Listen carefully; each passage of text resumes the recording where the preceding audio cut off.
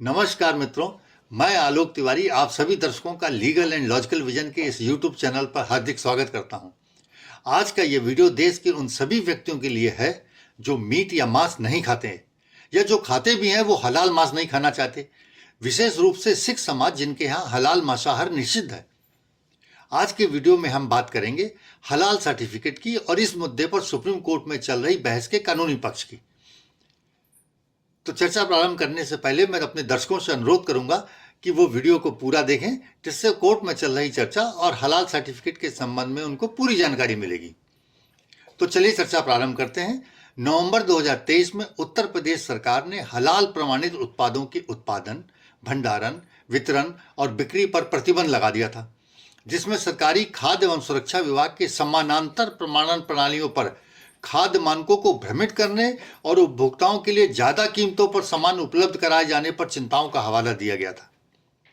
उत्तर प्रदेश राज्य ने तर्क दिया कि हलाल प्रमाणन खाद्य सुरक्षा और मानक अधिनियम एफएसए के अनुरूप नहीं था और गैर मुस्लिम उपभोक्ताओं और व्यवसायों पर अनावश्यक बोझ डालता था।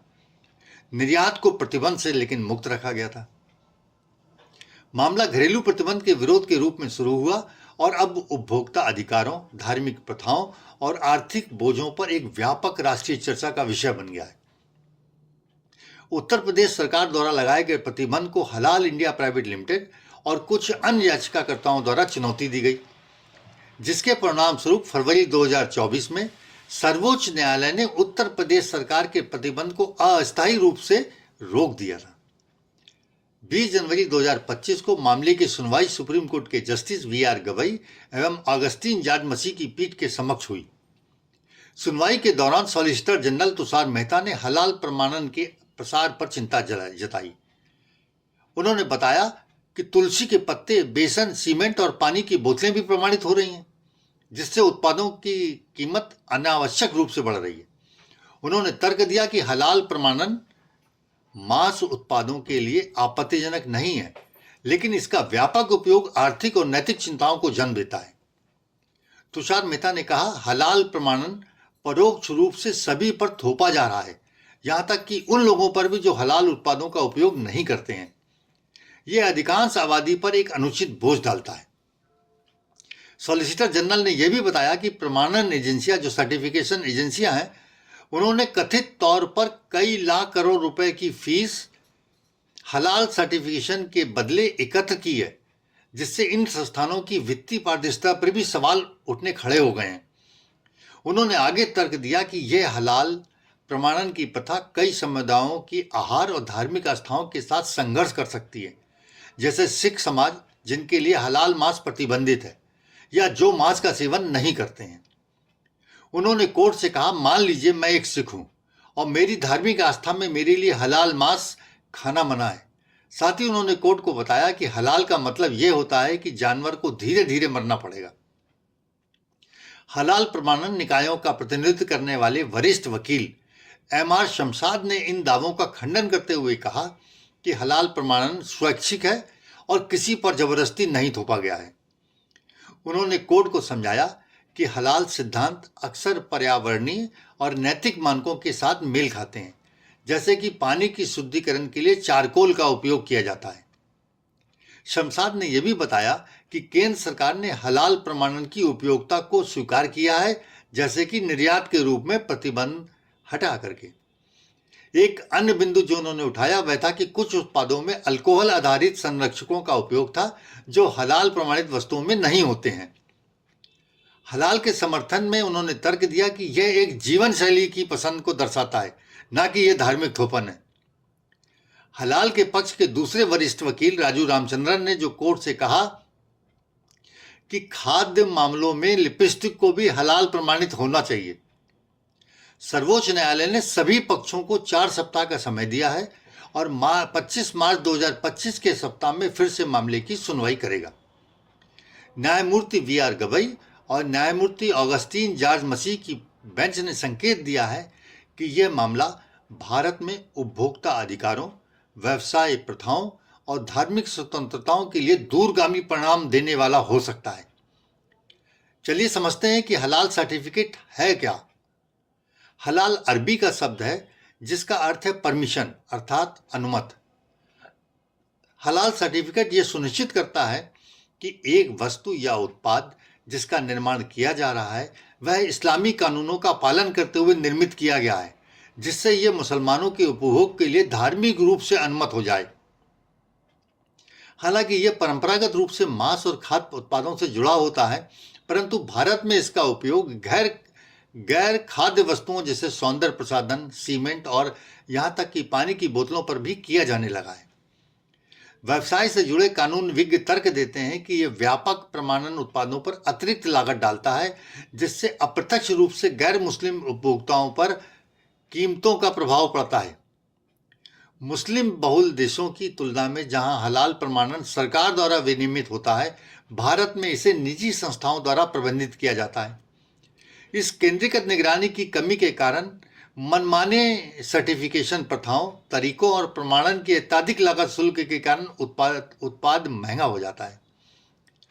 यह मामला बुनियादी प्रश्न उठाता है कि क्या हलाल जैसी स्वैच्छिक प्रमाणन प्रणाली व्यापक बाजार को प्रभावित करने की अनुमति दी जानी चाहिए? क्या एक धर्मनिरपेक्ष राज्य आर्थिक या सामाजिक बोझों को रोकने के लिए धार्मिक प्रमाणनों को विनियमित कर सकता है? सरकार कैसे निजी प्रमाणन प्रथाओं में धार्मिक स्वतंत्रताओं का उल्लंघन किए बिना पारदर्शिता कैसे सुनिश्चित कर सकती है? ये प्रश्न सब खड़े हो रहे हैं इस चर्चा के बाद के। अब हम ये भी समझ लें कि खाद्य सुरक्षा और मानक अधिनियम FSA 2006 है क्या। इस कानून से पहले खाद्य पदार्थों की गुणवत्ता और सुरक्षा सुनिश्चित करने के लिए विभिन्न प्रकार के लगभग 8 कानून थे। वेजिटेबल ऑयल्स प्रोडक्ट्स ऑर्डर 1947, ये वनस्पति तेल उत्पाद आदि की निगरानी करने के लिए बनाया गया था। Prevention of food adulteration act, ये खाद्य पदार्थों में मिलावट के लिए उसको रोकने के लिए बनाया गया था। फ्रूट प्रोडक्ट्स ऑर्डर 1955, ये फलों के रख रखाव और सड़ा गला तो नहीं उसको देखने के लिए बनाया गया था। द एसेंशियल कमोडिटीज एक्ट 1955, आवश्यक वस्तु अधिनियम, ये सब जानते हैं, या शक्कर और सीमेंट के ऊपर भी कंट्रोल लग गया था।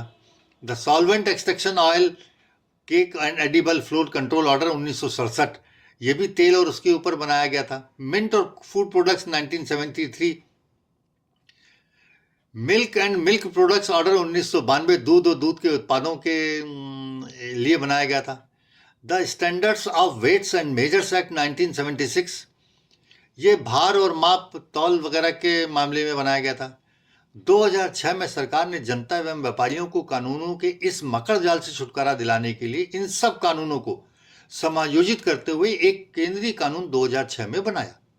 इसका मुख्य उद्देश्य खाद्य से संबंधित कानूनों को एकीकृत करने और खाद्य पदार्थों के लिए विज्ञान आधारित मानकों को निर्धारित करने के लिए भारतीय खाद्य सुरक्षा और मानक प्राधिकरण की स्थापना करके खाद्य पदार्थों के निर्माण, भंडारण, वितरण, बिक्री और आयात को विनियमित करके मानव उपभोग के लिए सुरक्षित और पौष्टिक खाद्य पदार्थों की उपलब्धता सुनिश्चित करने के लिए इस कानून का गठन किया था। Additional secretary food safety and drugs standard ने 18 नवंबर 2023 को जब उत्तर प्रदेश में प्रतिबंध की अधिसूचना जारी की थी, तब उस अधिसूचना में ये उल्लेख किया था कि केवल वैधानिक संस्थान ही अधिनियम में दिए गए प्रावधानों के अनुसार संबंधित मानकों की जांच करते हैं और इस प्रकार खाद्य उत्पादों का हलाल प्रमाणन एक समानांतर पैरेलल प्रणाली है जो खाद्य पदार्थों की गुणवत्ता के संबंध में भ्रम पैदा करती है। ये उक्त अधिनियम के मूल उद्देश्य के खिलाफ तथा अधिनियम की धारा 89 के अंतर्गत सामान्य नहीं है। अधिनियम की धारा 89 कहती है कि इस अधिनियम के प्रावधान अन्य किसी भी कानून में वर्तमान में लागू किसी भी असंगत सामग्री या अलावा किसी अन्य कानून के प्रभाव से प्रभावी किसी भी उपकरण में निहित किसी भी बात के बावजूद प्रभावी होंगे। दर्शकों, इसका मतलब यह है कि अन्य किसी कानून में इस प्रकार के प्रमाणन के हित हों तब भी ये कानून ही उनसे ऊपर माना जाएगा और प्रभावी माना जाएगा। ये बहस उपभोक्ता पसंद की चिंताओं को भी उजागर करती है, क्योंकि गैर मुस्लिम हलाल प्रमाणित सामान खरीदने के लिए मजबूर हो सकते हैं, यहाँ तक कि जब ये उनके आस्थाओं, विश्वासों या आहार प्रथाओं के साथ संघर्ष करता हो। मुस्लिम बहुल देशों में जैसे मलेशिया और इंडोनेशिया हलाल प्रमाणन सरकार द्वारा ही विनियमित किया जाता है, जिससे बोर्ड भर में मानकीकृत प्रथाओं की सुनिश्चितता होती है। ये देश अपने आर्थिक समर्थन और उपभोक्ता विश्वास को सुदृढ़ करने के लिए हलाल उत्पादों के अंतर्राष्ट्रीय व्यापार को सुगम बनाने के लिए मजबूत ढांचे स्थापित कर चुके हैं।